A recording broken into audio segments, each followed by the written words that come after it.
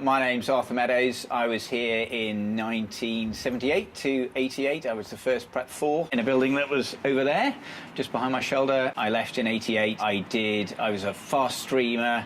I did my O-levels and A-levels a year early. I left when I was just 17. I took a year off in between school and university. I did engineering at Exeter University. I've been in software for 20, 25 years, mainly in this country. I've been in France. I spent a good deal of time in the United States, in California and Texas. I now live in Cambridge, work for a machine intelligence, artificial intelligence company that are dealing in cryptocurrency called Fetch.ai.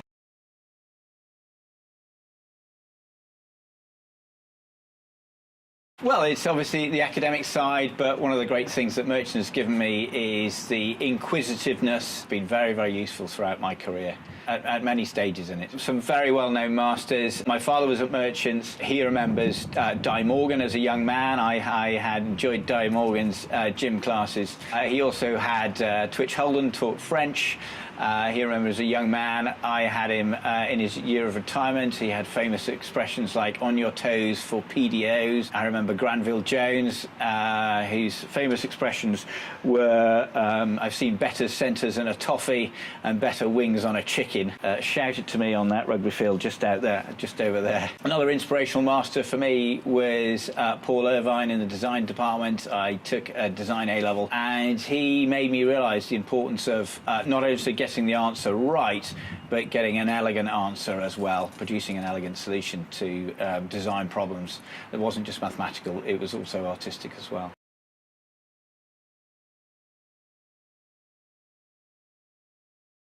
So I was the third or fourth employee of a startup in the field of machine learning and artificial intelligence. Company's now about 40 people in Cambridge. I guess my role is somewhere between marketing and technology. I enjoy the technology. I don't write code anymore, but I'm very much taking technology solutions to market, and that's a lot around market and solution development. For the company. All my career choices have been very much spontaneous. I was lucky, but I also believe you make a lot of your own luck. By being in the right place at the right time, yes, that's true, but having the right capabilities at the right time and having the ability to jump on opportunities as they float past. I've definitely accepted jobs that are lower paying, that I thought were more interesting and more challenging and more interesting and more attuned to what I was keen to follow. And yeah, some of those decisions was probably wrong, but I like to think some of those are right. I'm definitely enjoying what I'm doing now. It's hard work, great fun, but yeah. I have been lucky of being able to jump on opportunities as they come around. Not everything has been successful, so I've joined a number of startups. 2 have been successful and successfully exited. I'm working for a company that has made a great start. The company has raised $6 million just in the last 2 weeks, and that was all done on a crowdfunding platform. It was all over in 22 seconds, which is amazing, really absolutely phenomenal. Yeah, I've definitely joined some companies that haven't been very successful. Sometimes I've worked that out in a matter of weeks. Sometimes they've run for many years before they've hit a brick wall. I had a startup of my own, 2002, which is a very difficult time to have a startup in the internet world. We ran for 2 years. We raised £2 million in venture money. Ultimately, it died after about 3 years. We signed a big deal with BT, which is going to be absolutely great. But it's quite difficult for a small company to work for a big multinational. Their clock cycles are much, much slower than a startup requires. And fundamentally, we ran out of money while they were making a decision, and ultimately the company went bust. Brilliant learning environment. Learned an awful lot about business, about commerce, how to make successful businesses. And failure is an important part of learning those lessons. You learn more from your failures than you do from your successes. Startup life is very much about walking along a knife edge, and there's many possibilities of getting it wrong. And it takes a whole series of successes to make ultimately to make a successful business. And that's the biggest learning that I've got out of it. And I enjoy learning new things. I enjoy learning from successes. I enjoy learning from failures. And you've got to take it on the chin, pick yourself up, and roll on.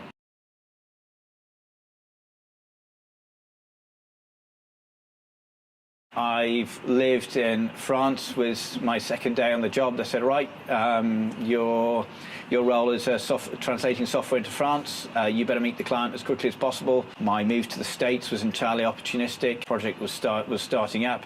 They invited me part of it. I said yes, and 2 weeks later, I moved out to the States permanently.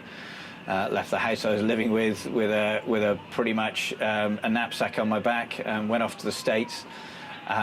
Lived there ultimately for 2.5 years. Again, a whole series of projects got started.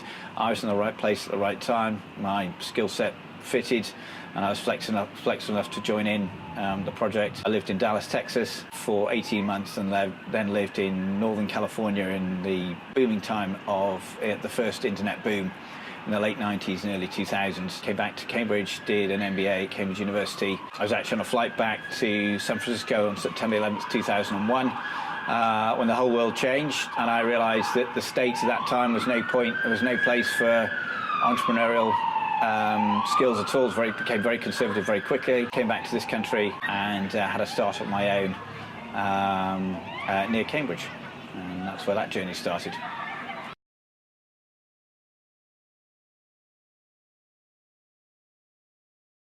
Long family history relationship. My father, my aunt were at the boys' school and the girls' school in the late 40s and 50s. My cousin was here, my sister and I went here. So there's a strong relationship here with the school, big supporters of the school. I live in Cambridge and now organise the Cambridge Dinner. That's at Peterhouse College this year. Well, it has been at Peterhouse for the last 30-something years. It's a very enjoyable evening in some beautiful college surroundings of Cambridge.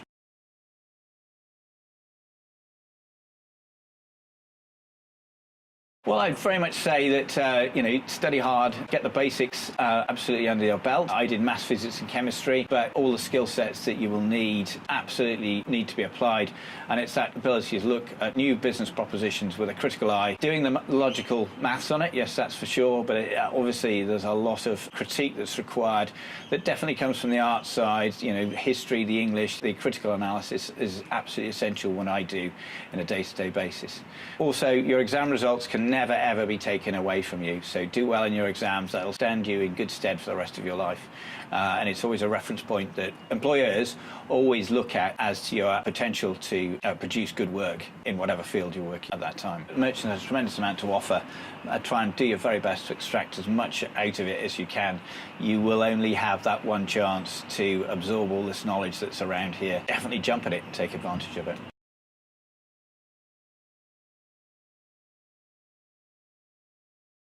Well, I've greatly enjoyed it coming back. This is my first time I've come back to give some careers advice and my viewpoint on the world after having left here 20-something years ago. It's great to be back, an amazing place. It's changed out of all recognition. Well, no, that's true. A lot of it is recognisable, but some amazing new buildings which are just absolutely remarkable. I'm here in the Ian Robinson Sports Centre. Unbelievable. What a fantastic building this is, and what a great advantage it is to the school.